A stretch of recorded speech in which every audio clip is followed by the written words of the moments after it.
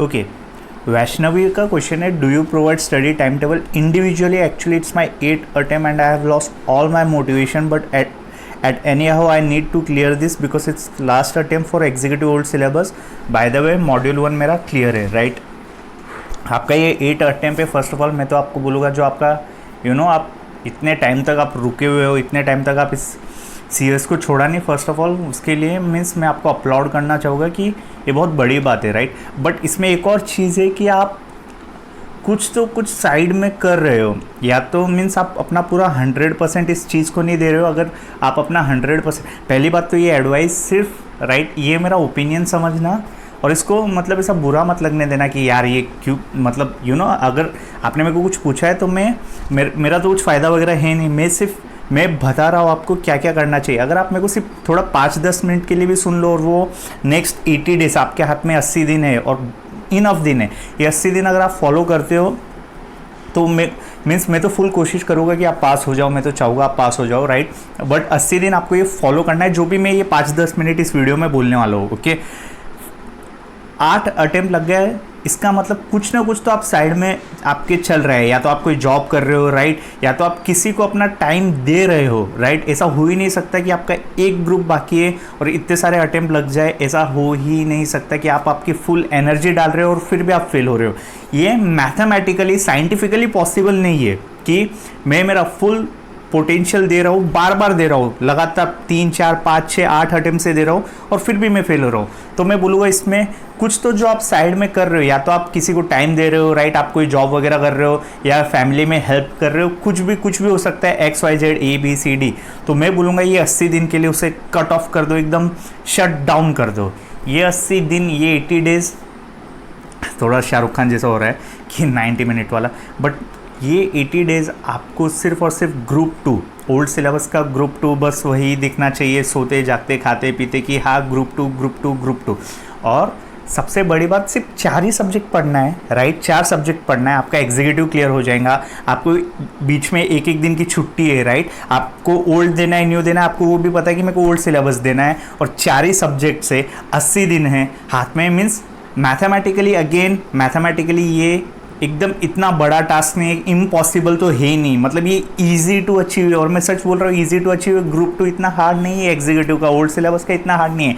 FMSM है, accounting costing है, जो कि OMR है, MCQ पैटर्न है. बाकी सिक्योरिटीज लॉ और EBCL, जिसमें आई थिंक EBCL में मेरे को याद नहीं है, मैं ऊपर से बोल रहा हूँ कि आई थिंक एक कॉम्पिटिशन है, वही 25 मार्क का है, तो इतना टफ है नहीं. इतना टफ सच्ची में इतना टफ नहीं है. पता नहीं आपको अटेम्प्ट किसके लग रहे हैं, बट इतना टफ है नहीं. और आपको ये आपके दिमाग से हटाना पड़ेगा कि सच में इजी है ग्रुप 2. आपको बोलना पड़ेगा, स्टार्ट करना पड़ेगा कि अभी इजी है.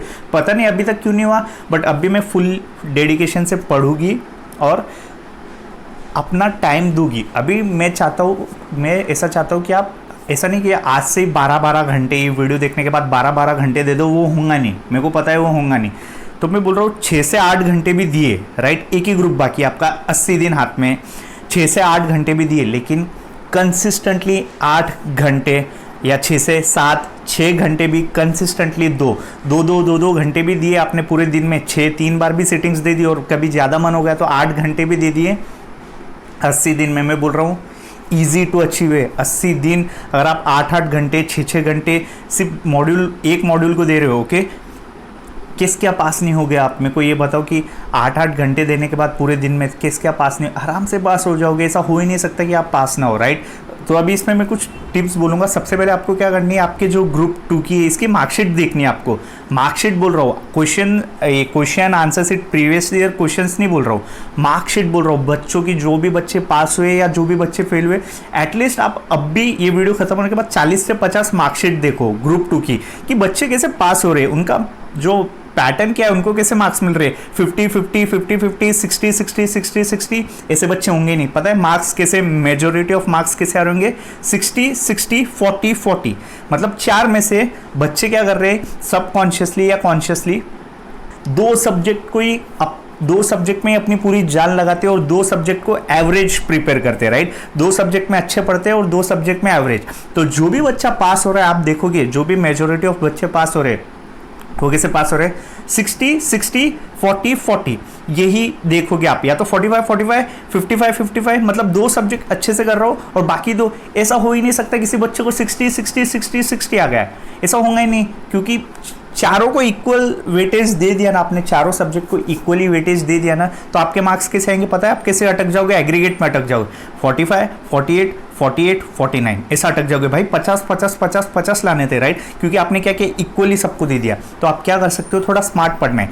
जो सब्जेक्ट में आपको लगता है आपका एडवांटेज है, FM SM हो गया या थेरी हो गया, आई थिंक आपने ग्रुप 1 निकाल दिया तो आप थेरी में स्ट्रांग हो, तो सिक्योरिटीज लॉ EBCL ये आपके हाथ के सब्जेक्ट है। या FM SM भी बहुत इजी है, FM SM तो बहुत स्कोरिंग है। अगर आप मेरी मार्कशीट देखोगे, आई थिंक मैंने FM SM में एग्जाम्शन आया, मेरे को 60 आया, राइट? तो FM SM OMR है, एकदम इजी, इतना टफ नहीं अगर कंसेप्चुअल क्लैरिटी रहा। बट अगर फिर भी आपको लगता है कि थ्योरी आपकी पीछे आपका फोर्टे है, तो आप थ्योरी में ध्यान दो। और FM SM और ये जो अकाउंटिंग कॉस्टिंग हो गई, उसको अगर कंसेप्चुअल क्लियर भी रखोगे, एवरेज भी रखोगे, तो भी हो जाएगा। पहले मार्कशीट देख लो, चारों को इक्वल वेटेज नहीं देना है।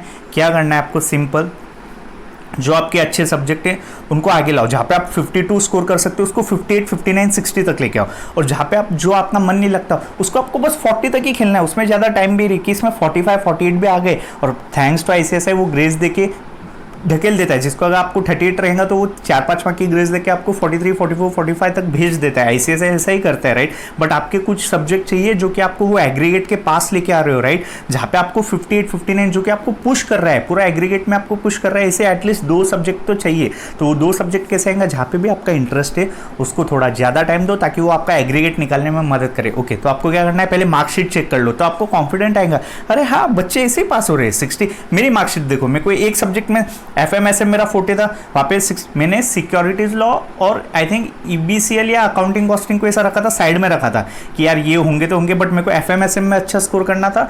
और आई थिंक इसमें जो एक दूसरा सब्जेक्ट है, मेरे को नाम याद नहीं आ रहा है, मतलब 2 ही सब्जेक्ट मैंने इससे लिए थे कि ये बॉल फुल टॉस आएगा और इस पर मेरे को 6 मारना है। FM SM तो लास्ट पेपर रहता है, मेरे को याद था, मैं टिक करे जा रहा था। मैंने ऐसा देखा भी नहीं कि भाई OMR है, नेगेटिव मार्किंग है, क्योंकि मेरे को पता था यही मेरे को पास करवाएगा, यही मेरा एवरेज आगे, मेरा मार्क्स एग्रीगेट में निकालने में यही पेपर है, मैं मिस नहीं कर सकता। FM SM लास्ट पेपर होता है, तो मैंने फुल दिया था, मेरे को याद है। भले मेरे को आ रहा हो नहीं आ रहा हो, 25-30% भी प्रोबेबिलिटी हो कि ये राइट आंसर हो रहा है, मैं टिक कर रहा था उसको, चलो भाई टिक करो, क्योंकि मेरे को पता ही अगर ये पेपर में परफॉर्म नहीं किया तो मैं फेल हूँ ग्रुप 2 में, राइट? मार्कशीट चेक कर लो। सेकंड, जैसे कि मैंने बोला 6 से 8 घंटे भी अगर कंसिस्टेंटली पढ़े आप, तो भी मोर देन इनफ है, आराम से निकाल सकते हो आप। होगा ही नहीं आप फेल हो जाओ। 8 घंटे दे के अगर आप 8-8 घंटे दे रहे हो 80 दिन के लिए, तो हो ही नहीं सकता। पूरा अक्टूबर पढ़ा है, पूरा नवंबर पढ़ा है, दिसंबर के 20 दिन पढ़े, आराम से पास हो सकते हो। ओके, एंड थर्ड चीज़ जो कि मैंने बोली, जो भी आप आपकी लाइफ में किसी को टाइम दे रहे होंगे उसको कट ऑफ कर लो, और सिर्फ पढ़ाई पे, चाहे आप घर वालों को बोल दो कि ये 80 दिन में मदद नहीं कर पाओगे, या आप कोई साइडवेज कोई साइड पार्ट टाइम कोई वगैरह जॉब कर रहे होंगे तो वो भी छोड़ दो 80 दिन के लिए। 3 महीने में कुछ नहीं होगा तो वो जॉब छोड़ दो। ओके, सिर्फ पढ़ाई पे फोकस करो। और बाकी वही नॉर्मल चीज़ें, एक बार मैराथन देख लेना, previous year past paper question answer देख लेना, कैसे क्वेश्चंस आते हैं वो देख लिए, राइट? एकदम नॉर्मल, एकदम सिंपल रखना है आपको, ज़्यादा कॉम्प्लिकेटेड नहीं करना है, एकदम सिंपल। कंसिस्टेंटली देखो, अगर आप सच में आपके दिन का टाइम दोगे इस चीज़ को दिसंबर के लिए, तो मतलब मेरा तो ये बहुत स्ट्रांगली यकीन है कि फिर फेल होना मतलब चांसेस बहुत कम होते हैं। अगर आप फेल भी हो गए तो आप नेक्स्ट अटेम्प्ट में निकल जाओगे, बट आप जैसा कि बोल रहे हो कि मेरा ये लास्ट अटेम्प्ट है, चांसेस बहुत कम रहते हैं। अगर आपने किसी चीज़ को टाइम दिया 8-8 घंटे दोगे तो आप धीरे धीरे एक्सपर्ट बनते जाते हो। आपको धीरे धीरे पता चलता है ये ओके, ये क्वेश्चन के आंसर ऐसा भी हो सकता है, ओके इसका मैंने प्रीवियस ईयर क्वेश्चन देखे यही क्वेश्चंस आते हैं, ओके मैंने स्कैनर भी पढ़ा है। 8-8 घंटे किसी चीज़ को देना मतलब आप धीरे धीरे एक्सपर्ट लेवल बनते जाते हो, राइट? रोज़ 8-8 घंटे आपको पता चलता है कि ये मैंने इतनी बार पढ़ लिया है, राइट? आपके दिमाग में बहुत सारे परम्यूटेशन कॉम्बिनेशन बनने लगते, तो जब तक पेपर आते, राइट, तब तक आप एक ऐसी लेवल पे रहते हो कि आप आराम से पास करते हो। क्यों? क्योंकि आपने उस चीज़ को इतना टाइम दे दिया है, एक्सपर्टीज़ लेवल का टाइम दे दिया है। तो वो पेपर सिर्फ वो एग्ज़ाम ऐसी रहती है कि हाँ बस मेरे को जाके इसको देना है, राइट?